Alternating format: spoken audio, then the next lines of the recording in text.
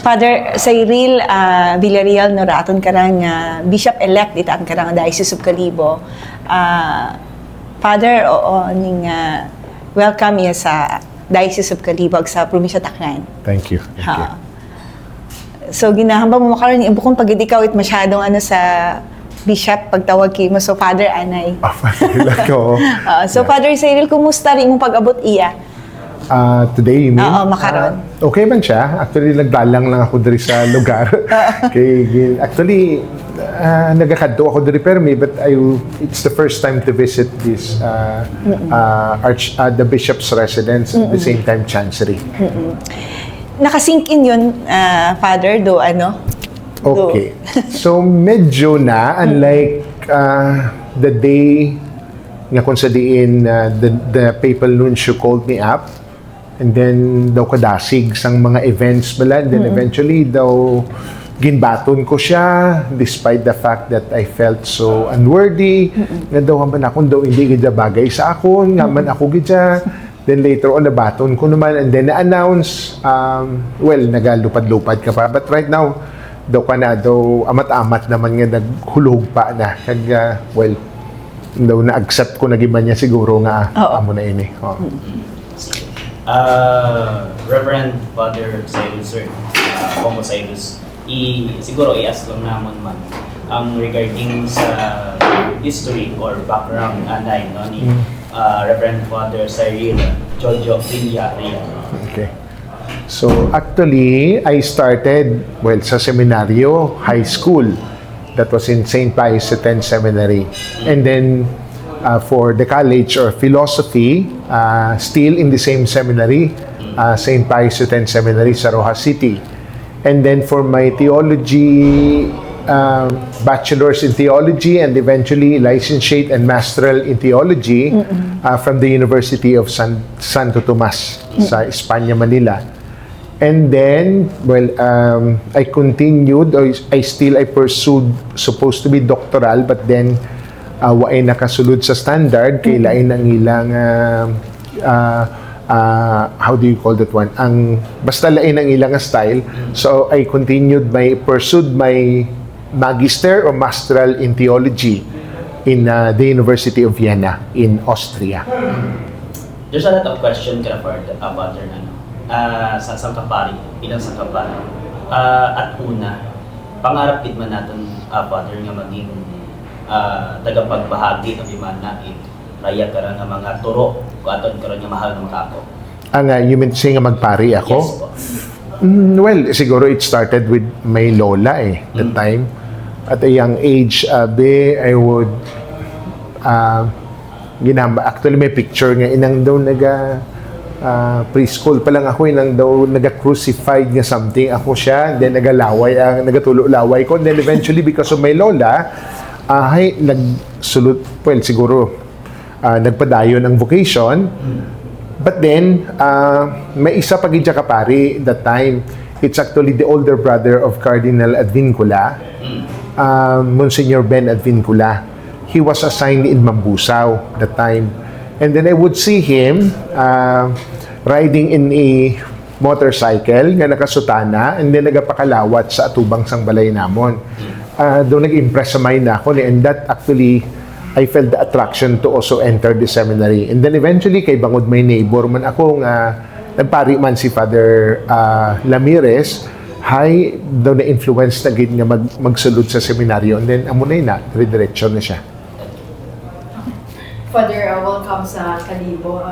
Any expectation sa Kalibo? Any plan? Kung may inanay ka na-foresee sa bilang ikaw na Diocese of Kalibo? Okay. I have to be honest, no?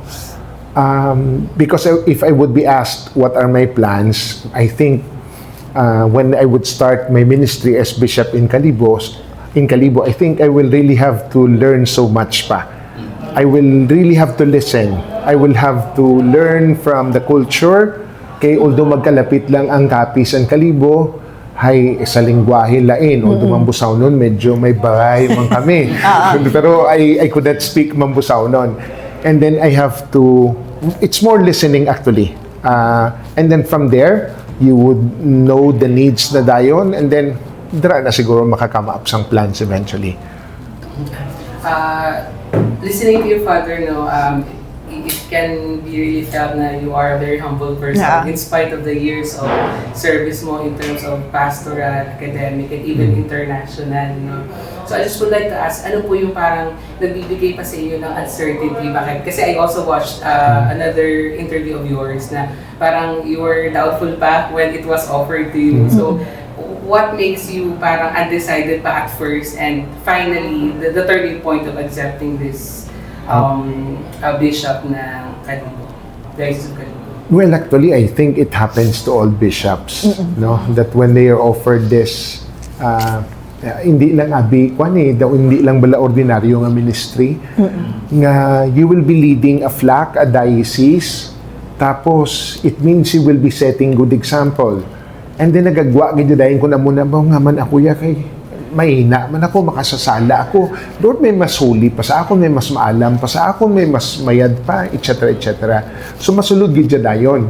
And then amo na, you begin to question nga man ikaw. Pero eventually, daw nagaklaro man yabi, and actually it took 2 more days before I accepted the offer. And So what was the turning point? Actually, I'm trying to pray over it, and then though hindi nag-abot na ba lang time nga though katungaya nga daw hindi man niya yung nagpili ikaw sa imo kaugalingon, kundi ang Diyos man niya nagpili. And then eventually may mga events pagidabiday nga daw naga-confirm bala that batuna lang kabubuto na ina sang Ginoo.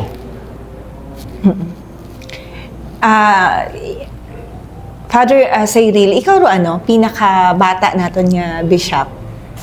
You mean to say at this time? This time. I think because I was asked by the CBCP to attend last 26, I think, Monday, the last session morning. So I was there and I introduced myself to them. Although, naka-attend na ako that time sang Arsobispo ang Capiz. Kay may 4 ato siya nga CBCP meetings. And then I learned, may ara gani nga mas bata sang sa akon. So, although I'm 51, daw tigulang naman. Kay, ang mga classmates mo, ari di sa Yeah, I have 3 classmates there. Si Father J, si Father Paul, kag si Father Mark. So, nagkita ka mo after Actually, si Jay sa UST, ako pa nagkita. And then si Mark nagkita ay, si Paul nakatawganay kami one time. So, makaroon, Father, dahil nakaabot ko iya, ano naghampang sa imong piniino, nakita mo iya ro, mga pari, makaroon baga tiyagon ni Father Cyril? Ay, daw okay man ako ya. Actually, because hindi man niya malayo ang Kalibo from Capiz. Actually, many priests, of course, may mga classmates ako from UST. And then may mga contemporaries ko man ang ibang nga pari sa UST. And then ang ibang contemporaries ko man sa St. Pius X Seminary. And then, bisan ang mga tigul, may mga teacher pa ako dari. And then, ang iban man niya kilala ko man niya gyapon. So, I know nga why ako nag-iisahan nun. I will not be alone in this ministry. Kay ara man sila. Nakita na ka mo ni Bishop Cor Talao? Actually, the following day nga na-announce, Sunday, may misa siya sa Luktugan. So, nag-agi siya dito sa Dao. Bisita ka kuno na. Nagkanto siya. Nagpangutan na ka man ka na, Father? Kung anong gusto mong pangutana ka na that time, nagkita ka mo about iya sa diocese? Why pa that time. Nag-congratulate lang gid siya. Maybe that will come later on. Yes, Thank you, Father. Father, basi may mga nagapamati na nag-watch ng aspiring, gusto man magparehas mo. Any message ka na, Father? Mangin obispo man. Okay. Tod ka, aspiring.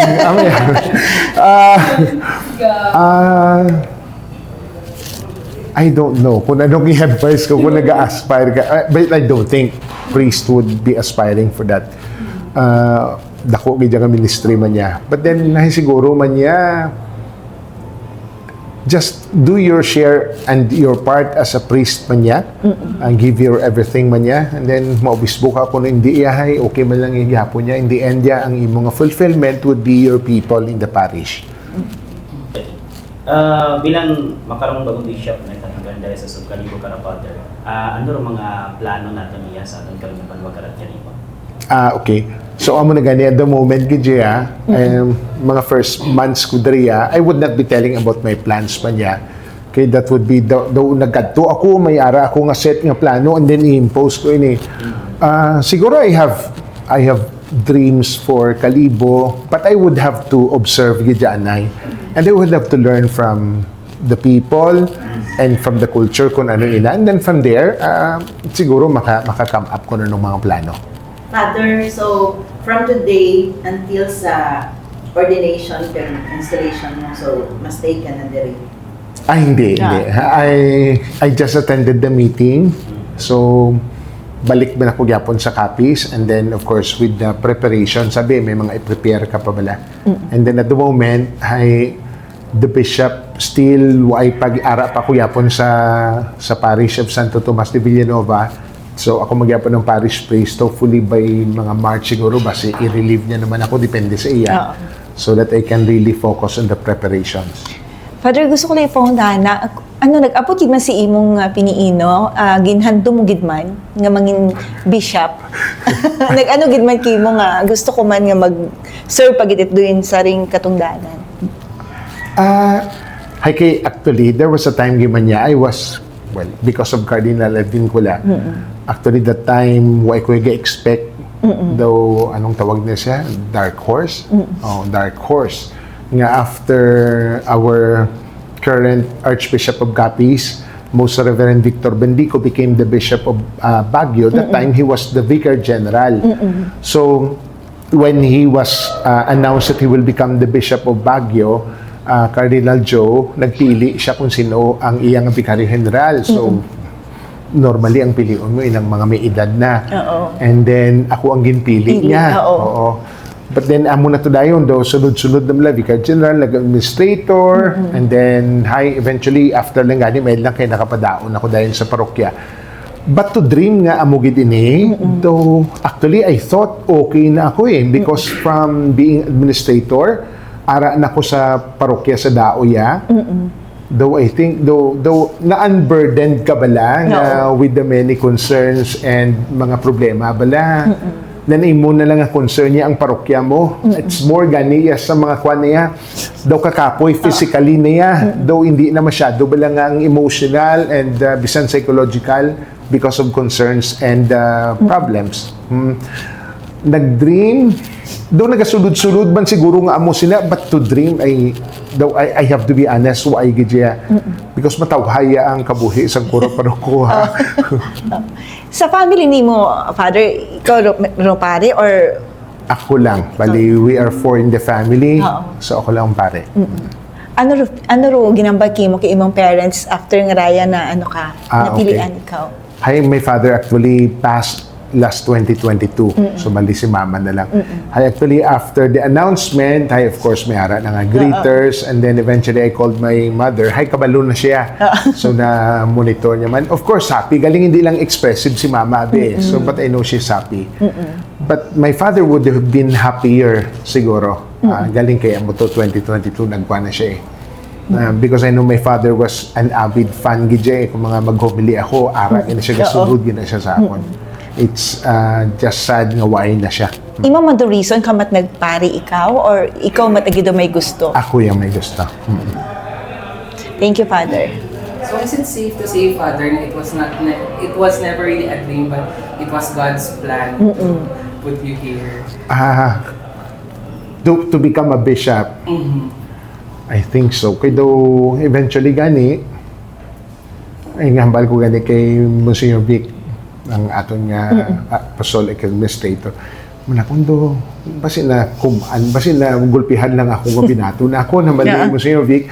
Niya to kun ara o jo na ba't gani mo nga nga siya ang may kabubuton sila. Hindi mo na mabalibaran niya, which is I think amo na hindi kaya kabalibad once Which leads me to my next question, Father, no, na kasi for sure question dito ng madami, no, as someone na wala rin talaga pa masyado idea about sa pagpili sa inyo because it was Pope Leo XIV who chose you, no. But may ano ba kayo, parang may right naman kayo, Father, to say no, or when it is offered to you, you don't have any choice but to like accept the appointment? Actually, you can refuse man niya. Amo na gani kung hindi ka kasabat nga daan, just like the papal nuncio would just tell you, okay, take time and pray over it. And then you have to discern. Oo. Gani kung wai kagidya rason man niyang madalong to refuse it, then you would really feel guilty nga man ginbalibaran nimo. Kung siguro ka selfish man, kung ay refuse na ako because I want a smooth life, no wa isang concern, wa isang problema. Then do ka selfish man siguro.